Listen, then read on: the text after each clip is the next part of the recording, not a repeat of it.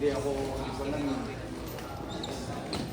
Hindi ko alam kung gano'n ka pakwan. Kaya ito, Yun yan. Abot ko sa tapos training sila. dapat ko sa barangay. Okay na. Oo, pag narinig nila, sabihin, ano yan? Pwede mo isang may kakabit sa school natin o sa hindi yung sa Paseco. Paseco rin ako Sa Paseco. tagos sa puso. Maring dinig ngayon. 5 kilometer.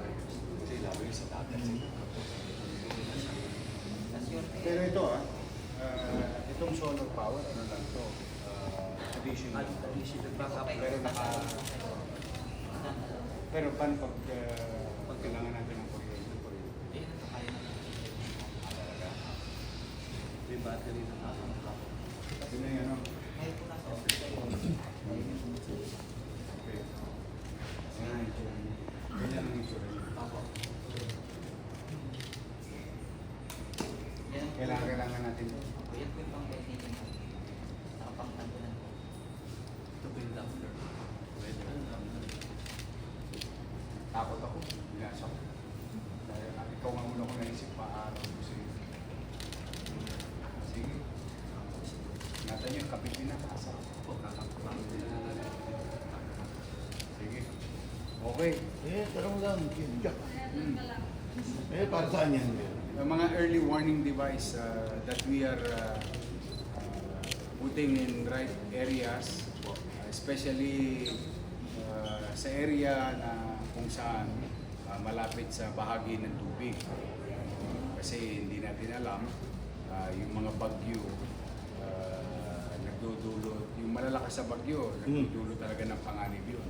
And if we can be ahead of time, informing the general population, baka we may save more lives during those possibility. At saka may pinaaral nga po sa ating weatherman na kung po pwede yung balita na hindi ko pa alam how far is the truth, but there is already a study of the biggest El Nino that's going to happen in November. And based on historical facts, that is true and factual, ang maagap na paglikas ay makapagliligtas ng buhay.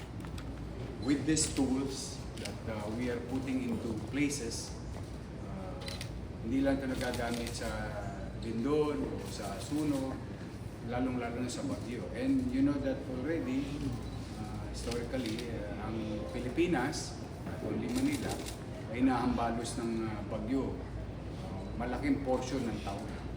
So ito patuloy na paghahanda ng MDRRMO through the leadership of Director Arnel Angeles to put equipment and tools to properly guide ahead of time as much as we can during crisis, dilubyo o aberya, to save more lives. Mayor, saan po natin na-procure to at magkano yung pinambili natin? Ay si Arnel makaka-address niyan. But of course, what is important is i-install natin to sa community na binabantayan natin. Particular sa ang district. Yeah, District 1, District 5, and District 3. The western side of the city. Yung mga coastal. Yan na yung Yun. body of water, yes. Yun. You're right. Ano magiging silbi nila? I mean, ang pinaka-purpose nila. Yung napapanood ninyo sa gera. Yung Sa Iran. napapanood ninyo sa gera. Yung napapanood yung Sirena. Yung Sirena? Serena. Napapanood nyo sa Japan. Kung ano yung napapanood nyo sa mga developed countries, yun yung ina-adapt natin. Then after installing this, we will conduct training, public information dissemination on what kind of sounds and what is the purpose of the sounds na kailangan nilang gawin ahead of time. It's always about being ahead of time. Bago pa umambalos yung bagyo or posibleng mga, alam mo, marami ng technology ngayon na naabatan yung bago dumating yung mga sakuna. Tsunami warning, bagyo, or posible sana ma-discover na mahula ng makina yung lindol. But then again, as you heard about, you were there a few months ago that we practice yung drill, earthquake drill, massively. And these are the same facility that we install here. Now we're installing it in the community level. But this is gonna be happening all over the city as time goes by. Kasi marami tayong area na concerned areas. But for the meantime, yung top priority, yung nasa tabi ng Manila Bay. So we are now talking from Navotas boundary up to the port area here in Luneta. So yan yung community na yun. So Focus talaga. dagdag po ito. So meron Dagdag. na existing. Dagdag. Di ba meron na tayo rito? Naririnig sa buong Paco, Ermita, Malate area. Now we're going now the western side of the city. Mayor, may yung release deployment po and yung training po na sinabi niyo. Yeah, the MDRRMO will take the lead training the barangays, the community, through simulation and drills. Mayor, kailan po ito ilalagay ito? Ay, insula kagad natin. Kararating lang ngayon talagang ito. Ganyan siya makikita ninyo. Anong bansa yung gumagamit talaga yung klaseng technology? Yung ganito, yung mga matagumpay na bansa, mga developed countries. Sa Japan. Japan, you can hear it. In wartime, like Israel, yung missile warning, incoming missile warning. Because this has so many use with regard to informing ahead of time the community. In our case, most of the time magagamit natin to for typhoon, tsunami warning. Yan ang mga pwede natin magamit. Kasi nadidetect na yung mga yan. Mukhang bakal to eh. Baka paano kapag napagtripan to ng mga tolongges yan, ipakilo, anong babalawin? Kasi mukhang may bebenta ho to sa kalakal eh. Maipaki. Good question. Oo. Alam mo, may tumira. Katuwaan lang. Sakyan ko na yung tanong. O yung bibili, uuhuyutin natin. May batas yan. Fencing law. Tama.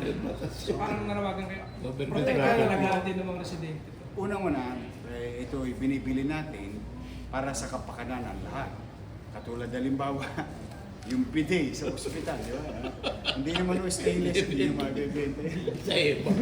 Pero sayang kasi nangihinayang ako. Ito yung mga gamit pampubliko para sa kapakanan ng publiko. Ay pagmalasakitan nila. Kaya pag may nakita silang halimbawa umaakit sa poste nito, tiradorin nyo. Sumpakin nyo. But kidding aside, ipagmalasakit nyo lang. Ako naman sinisinop ko lahat ng ating mga resources at gamitin sa kapakinabangan ng tao. Isa lang ako Oh, sure. Gagamitin pa yung sirani, takbo na kayo Hindi. Hindi. Ano Talagang lang, ano ano to? lang? Pang-aberya to. Pang-dilubyo, aberya. Disaster, well, disaster. Disaster. Hindi mo rani, takbo na kayo, titirahin na kayo. Tsaka ano to? Hindi ka makakatabi rito pagka Malakas. labas ang luga mo rito. Ngayon kung mag-brown out, Meron mo. backup. Backup yung... So walang problema ano. Kasi pag nag-back down, let's just say, Oh. meron namang other means of supply. Tuturuan ba yung tao? Personal Tuturuan. Katulad yung ginagawa natin drill. Yun. Tuturuan sila para maging familiar sila. Baka akala nila tanghalian na eh. Kasi sa pier ganun eh. Pag alas 12, di ba? Chicha yun eh. Bateng-teng kung tawagin. Hindi, pero siyempre, meron pang proseso yun. I-educate pa natin yung community. Kaya makiisa sila. It's for their own good. Sige. Okay, thank you, sa thank you. inyo. Mayor.